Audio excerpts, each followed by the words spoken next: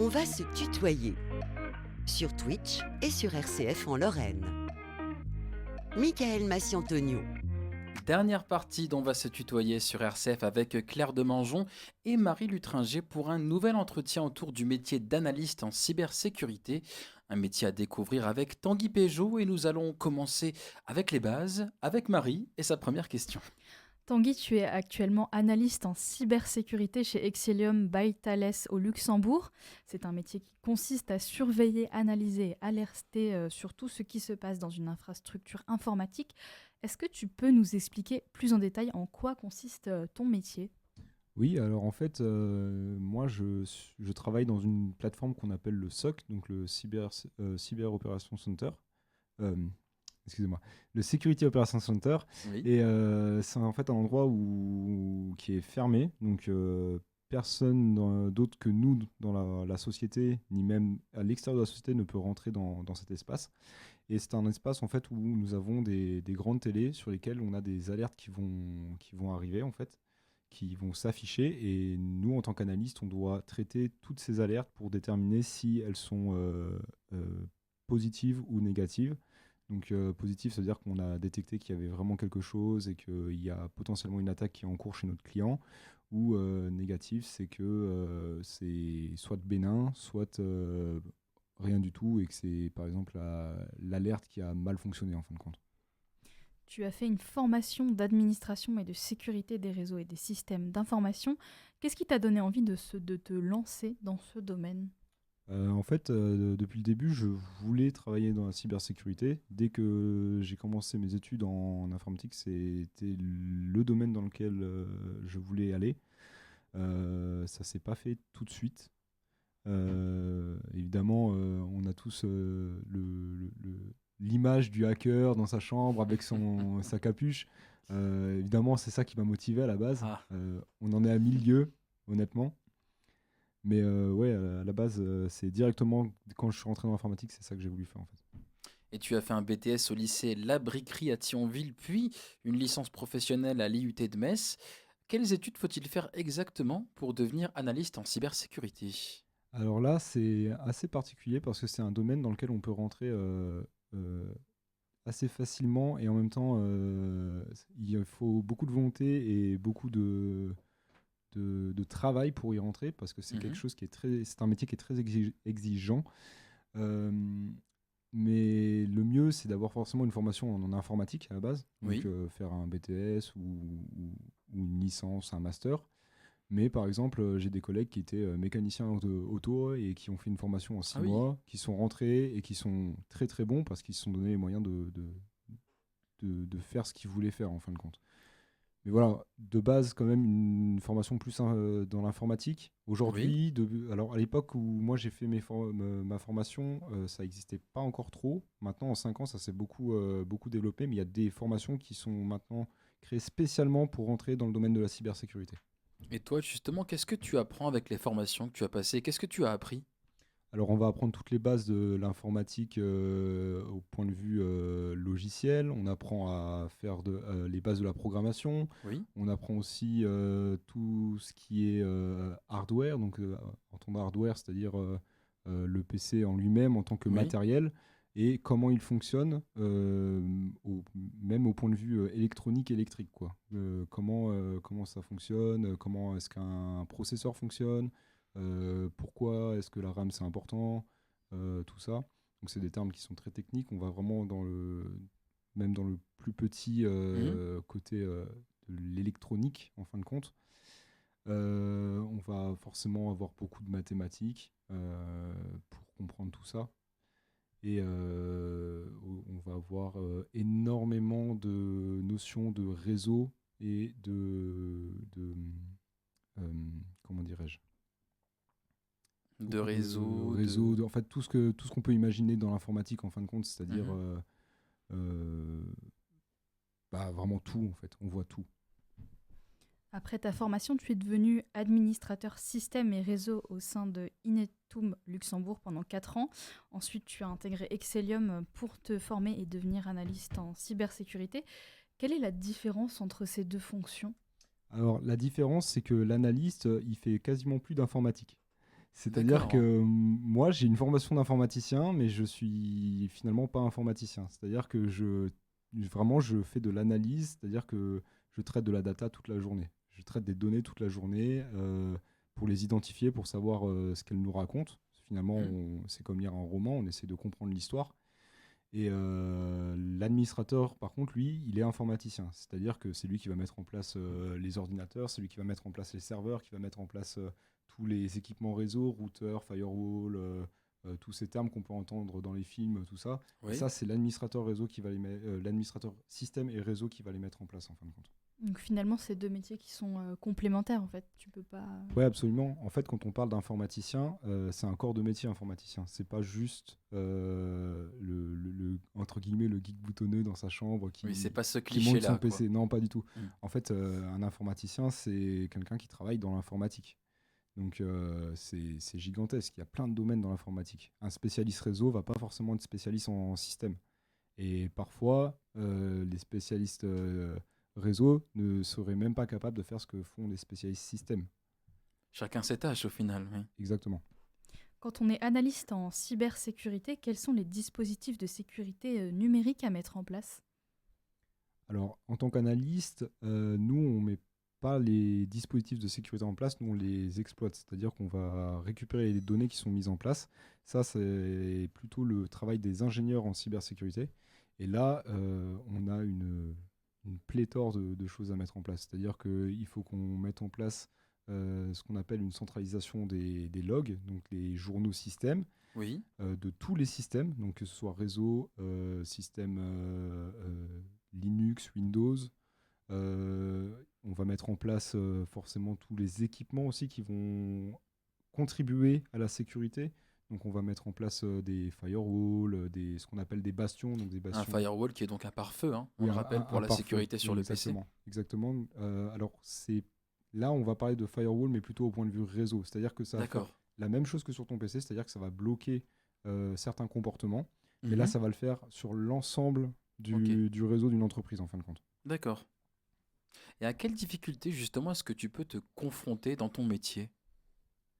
Euh, L'ingéniosité des attaquants, en fait. C'est-à-dire que Ah oui. c'est un métier où on en apprend tous les jours. Même quand on croit avoir tout vu sur une faille de sécurité ou quelque chose, on se rend compte que finalement, il en est rien, en fait. Et les acteurs malicieux, comme on les appelle dans le métier, Oui.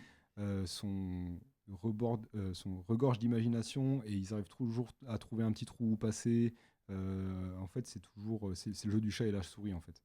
Euh, Parce que nous aussi, en fait, on va faire en tant que défenseur, entre guillemets, on va faire le même travail que les attaquants. C'est-à-dire qu'on va essayer de trouver les failles pour pas qu'eux Oui. les exploitent. Mais en général, c'est eux qui les trouvent avant nous. Étant que tu travailles actuellement au Luxembourg, est-ce que ton métier est davantage connu là-bas par rapport à la France ou c'est plus ou moins pareil? Non, c'est plus ou moins la même chose. En fait, dans tous les pays du monde, on trouve des SOC, en fait. Oui.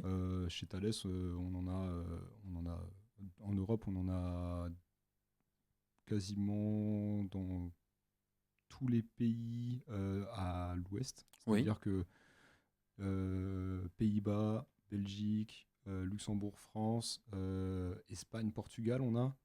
Oui. Et après, voilà, on va retrouver exactement le même genre de structure, que ce soit en Amérique, en Asie, en Inde, ils sont très très forts là-dessus. Forcément, les Chinois sont très très forts aussi. Oui. Et en plus, ils sont subventionnés souvent par l'État, surtout quand il s'agit d'attaquer les pays occidentaux. Et en Australie aussi, ils sont très très forts aussi.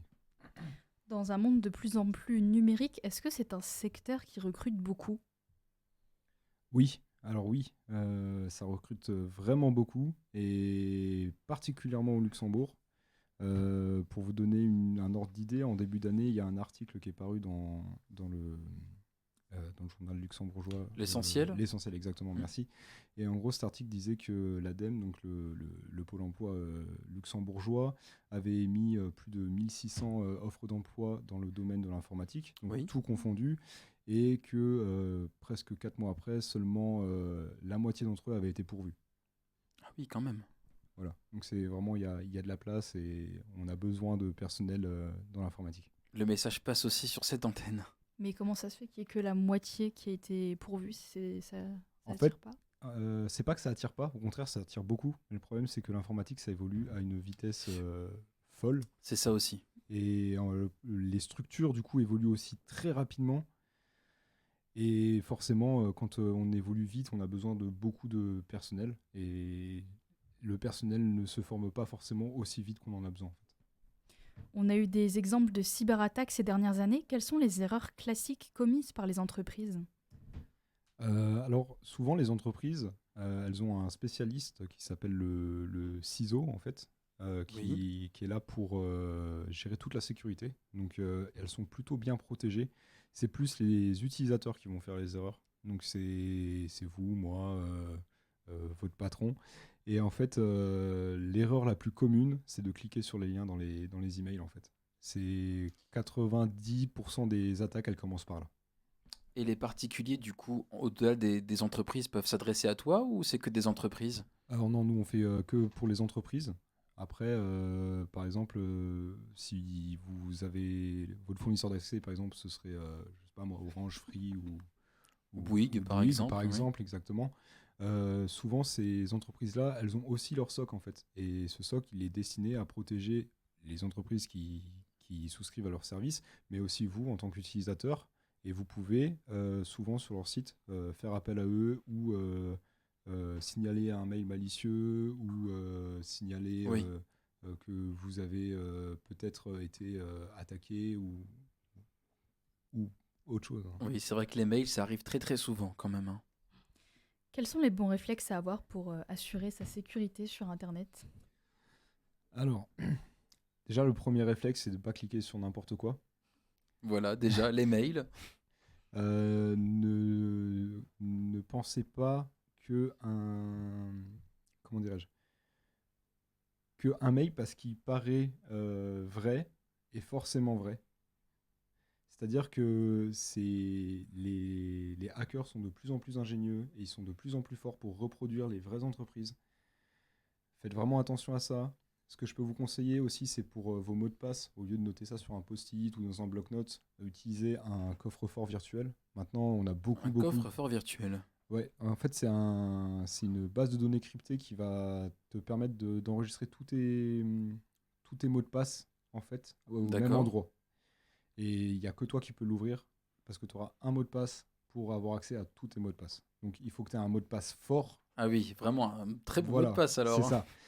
Mais souvent, c'est quelque chose qui va être en local chez toi. Donc, avant que le hacker il réussisse à l'avoir, il faut déjà qu'il réussisse à arriver sur ton système, qu'il réussisse à prendre le contrôle de ton système. Et après, il faut qu'il réussisse à craquer la clé de cryptage de ton. Ah oui, de ton donc le coffre. chemin est quand même pas si facile à atteindre, hein, Non, c'est au pour ça. final. Ça peut être très utile. Il y a plein de services genre NordVPN. Et ça, c'est Par parfait. exemple, qu'on entend très souvent Voilà. dans les chaînes YouTube. Tous ces services de VPN, ils proposent tous quasiment un coffre-fort virtuel aujourd'hui. Après, il y a des trucs qui sont moins chers, hein, OnePassword, Passball, tout ça. Et en fait, ces services-là, donc ils proposent des VPN. VPN, c'est très très important aussi pour la sécurité parce que du coup, ça peut vous éviter de vous faire hacker si vous allez là où vous n'êtes pas censé aller. Parce que c'est pas votre vraie adresse IP en fait Mhm. qui va être montrée au hacker. Et ces services-là proposent du coup plein d'autres services qui vont vous permettre aussi de vous protéger en fait. Et souvent c'est assez complet. Alors il nous reste 2 petites minutes, alors on va terminer avec une ou deux petites questions d'un peu plus de réflexion. Tanguy, est-ce que l'intelligence artificielle, elle peut avoir un impact positif ou négatif sur ton travail? Ça c'est la question du moment. Eh oui, c'est la question du moment qu'on pose vraiment à beaucoup d'invités dans cette émission. Elle est en train d'arriver. Il y a des projets un peu partout dans plein de boîtes qui font de la cybersécurité où ils essayent de mettre l'IA pour pas forcément pour détecter les nouvelles failles de sécurité, mais surtout pour aider en fait les professionnels de la sécurité à mieux protéger les infrastructures en fin de compte. Donc ça commence à arriver, ça aura forcément un impact, comme toutes les nouvelles technologies, c'est obligé. Et après, c'est comme tout, en fait, ça dépend comment on va l'utiliser. Je pense pas que pour l'instant, en tout cas, peut-être dans le futur, mais que pour l'instant, ils pourront remplacer l'humain, mais c'est en train d'arriver. Il nous reste 40 petites secondes. Est-ce que tu estimes que la navigation sur Internet est assez sécurisée pour un utilisateur lambda? Il y a plein de choses qui sont mises en place, mais ça, c'est toujours de l'éducation, en fait. C'est-à-dire que Internet n'est pas sécurisé. C'est comme ça. On peut rien y faire. C'est tellement vaste, c'est tellement énorme. Il y a des organisations qui essayent d'en faire une place plus sûre, mais c'est vraiment de l'éducation. C'est-à-dire qu'il faut apprendre les bons gestes, les bons réflexes et ne pas faire n'importe quoi, en fin de compte. Voilà, il y a cette notion aussi de HTTPS, je crois, qui est un gage de sécurité. On peut terminer là-dessus. Oui, Hein. absolument. HTTPS, ça veut dire que le site, il a un certificat. Alors, ça ne veut pas dire que le site est forcément bien. Hein. Ça veut dire qu'il est sécurisé d'un point de vue...